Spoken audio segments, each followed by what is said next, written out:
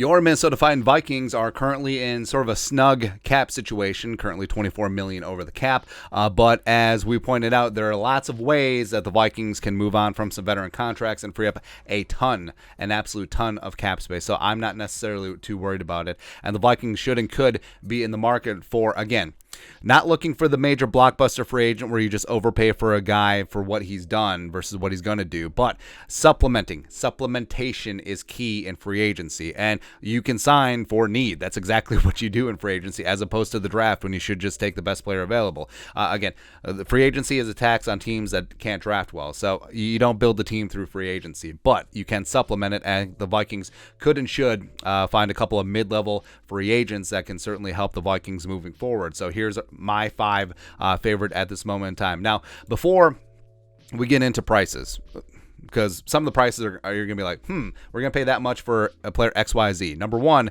the cap is going up. Number two, that's the cost.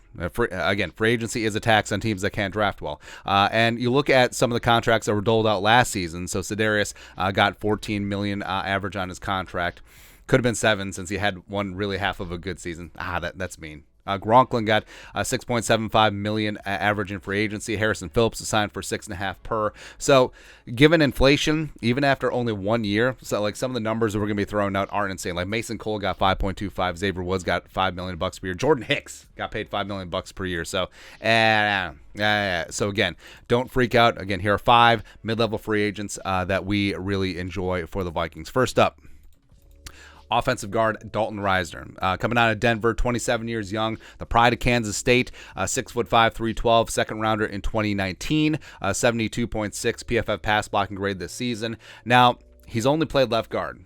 He did have some center flexibility coming into the league. Do you move him to center? Question mark. But like we said, if the Vikings want to make a shift in terms of style of play up front and move on from these smaller, more athletic offensive linemen, although Ezra, like we said, is a left tackle playing guard, could they trade Ezra to a left tackle needy team and then possibly retool in free agency? It's possible. And that last column is market value from our friends over at Spot Rack. So they're estimating that his market value is around $9.5 million per year. Like I said, sticker shock. Don't worry about it. We'll be good to go. Next up, free agent number 2, mid-level free agent number 2 that I love, Jermaine Pratt. Pratt. So, dude just makes plays, and he's a big reason why the Bengals defense is as stingy as it is. He is a fantastic off-ball linebacker. He's 26 years young, elite speed, freak athlete, great in coverage, 79.7 PFF grade, 90.2 in coverage, 2 interceptions, 99 tackles this year. He was a third rounder in 2019 coming out of NC State, and him and Brian Asamoah would be a perfect off-ball linebacking duo, and it doesn't matter if the Vikings are in a 3-4 or 4-3, sub-package, everything, just having Pratt and Asamoah together, speed kills coming down the mountain, man. It would be absolutely fantastic. And also at $7.2 million per year, market value estimate, we'll take that in a heartbeat. Next up, number 3. Offensive guard Nate Davis. So now, yes, we're going heavy on offensive linemen, especially interior offensive linemen in free agency. That frees you up to do whatever you want in the draft. Now, Nate Davis, the pride of Charlotte, 6'3", 316, strength and nasty, and he's a third rounder in 2019, out of the aforementioned Charlotte. Go 49ers.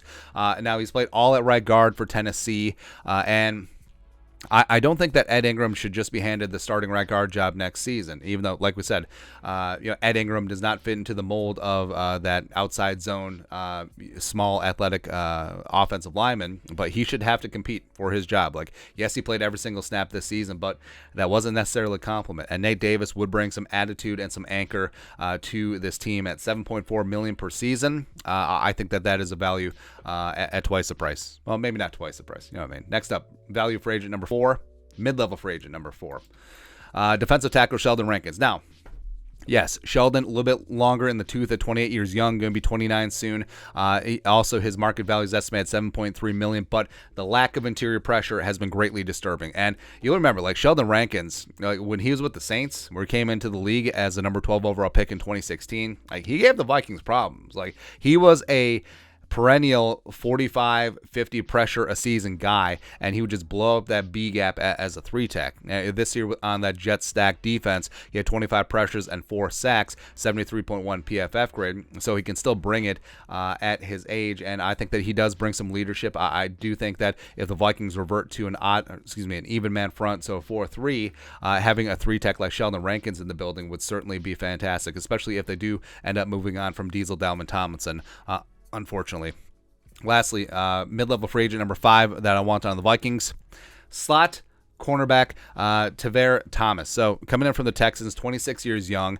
He was a 2018 UDFA out of Ferris State. Initially caught on with the Cardinals, ended up in Cleveland. Him and Kwesi had a little bit of crossover.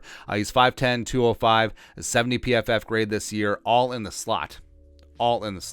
As well as a 59 quarterback rating when thrown at. So he's been named the Texans' most underrated player this year, and he's already said that he would love to be back in Houston, but it may cost a little something. So SpotRack didn't have a market value on him, but could I see him getting $5, $6, $7 million per year? Yes. And should the Vikings pay it so then they don't have to go into the draft needing a slot cornerback? Yes. I think that Thomas would be an instant upgrade over Shondon. I think that Thomas would easily be the best slot cornerback that the Vikings have had in the last 4 or 5 seasons. And it would be, like I said, he's only 26. Give him a 3-4 year contract and then go from there. And I think that would be good to go. But overall, that's 5 mid-level free agents that I like for the Vikings. Let us know your thoughts and our thoughts. Who do you hate? Also, here's what happens. Everyone's like, I want a guy who's super young, has super high PFF grades, and is going to be super cheap. It's not going to happen, man. It ain't going to happen that way, bro. Because if someone is young and has great PFF grades and plays really well and has great potential, they're going to get paid. They're going to get paid, son. That's how the market works. But anyways, let us know your thoughts and our thoughts in the comment section below. Subscribe for daily Vikings takes. Want to support the work? Put a little something in the Venmo. But till next time, Skol, production value.